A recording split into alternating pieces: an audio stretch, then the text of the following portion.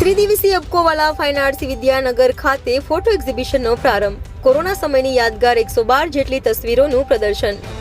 Photo એક્ઝિબિશનનું ઉદ્ઘાટન જિલ્લા collector Pravin Chaudhary અને જિલ્લા પોલીસ અધિક્ષક ગૌરવ જસાણીના હસ્તે કરવામાં આવ્યું હતું. આણંદ કોરોના કાળ. આ કોરોનાનો સમય વીતેલા દિવસો. આ કોરોનાના સમય દરમિયાન આણંદના ફોટોગ્રાફર ફ્રાન્સિસ મેકવાન દ્વારા તેમના કેમેરામાં કંડારવામાં આવેલ 112 જેટલી ફોટોગ્રાફીનું પ્રદર્શન આગામી તારીખ 30મી ડિસેમ્બર સોમવારથી 3 દિવસ એટલે કે 31મી ડિસેમ્બર અને 1 જાન્યુઆરી સુધી Ibkowala Santram fine arts college Vallabh Vidyanagar ખાતે યોજવામાં આવ્યું છે. આ ફોટોગ્રાફી પ્રદર્શન 3 દિવસ સુધી સવારે 10 કલાકથી સાંજના 6 કલાક સુધી નિહાળી શકાશે. આ ફોટો એક્ઝિબિશન એટલે કે યાદેं हमें याद आती है તેમના કેમેરા દ્વારા કરવામાં આવેલ ફોટોગ્રાફી પ્રદર્શન નિહાળવા ફોટોગ્રાફર ફ્રાન્સિસ મેકવાન દ્વારા લોકોને અનુરોધ કરવામાં આવ્યો હતો.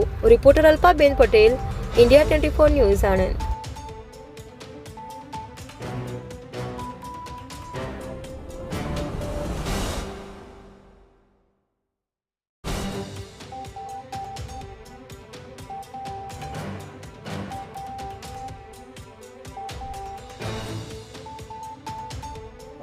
મારું નામ ફ્રાન્સિસ મેકવાન છે અને હું આણંદ જિલ્લામાં છેલ્લા 22 વર્ષથી ફોટો જર્નલિસ્ટ તરીકેની ફરજ બજાવું છું.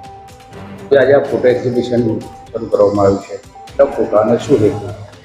આ એક્ઝિબિશન આજે મેં fine arts Ibkowala fine arts Santram fine arts કોલેજમાં આજે મારું ઓપનિંગ થયું છે. જિલ્લા કલેક્ટર સાહેબના વરદ હસ્તે 112 ફોટા મેં આમાં પસંદ કર્યા છે અને આખો વિષય છે કોવિડ-19નો વિષય છે કે જે વખતે કોવિડ-19 આવ્યો ત્યારે આખું વિશ્વમાં આ ભયંકર વાયરસ ફેલાયેલો, મહામારી એટલી ભયંકર હતી કે ફ્લાઇટો પણ એક વખત થંભી ગઈ હતી, રેલવે પણ થંભી ગઈ હતી અને એ પરિસ્થિતિ એટલી ખરાબ હતી કે કોઈની સાથે ઊભું રહેવા તૈયાર નહોતું. એ મહામારીમાં આરોગ્ય વિભાગ, પોલીસ વિભાગ, મીડિયા જે ઇલેક્ટ્રોનિક અને પ્રિન્ટ મીડિયા સતત આ બધા પ્રોબ્લેમની વચ્ચે પણ કાર્યરત થયું અને મીડિયાને તો હું અને ધન્યવાદ આપું છું કે આવી પરિસ્થિતિમાં પણ મીડિયા ખડે પગે રહ્યું છે અને મીડિયાએ પબ્લિક સુધી આ બધી વસ્તુ પહોંચાડી છે, એ ચાહે ઇલેક્ટ્રોનિક હોય, ચાહે પ્રિન્ટ હોય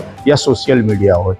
એટલે આ જે સમયગાળા દરમિયાન જે મેં ક્લિક કર્યું હતું, આ મારી પાસે કલેક્શન હતું એટલે મેં વિચાર્યું કે લોકોને અત્યારે લોકો ભૂલી ગયા છે કે કોવિડ શું હતું, પણ એક યાદ તાજી થાય એટલે મેં યાદેं જો હमें યાદેं આતી હે એમ કરીને મેં ટાઇટલ આપીને આજરોજ મારું પ્રદર્શન અહીંયા યોજ્યું છે.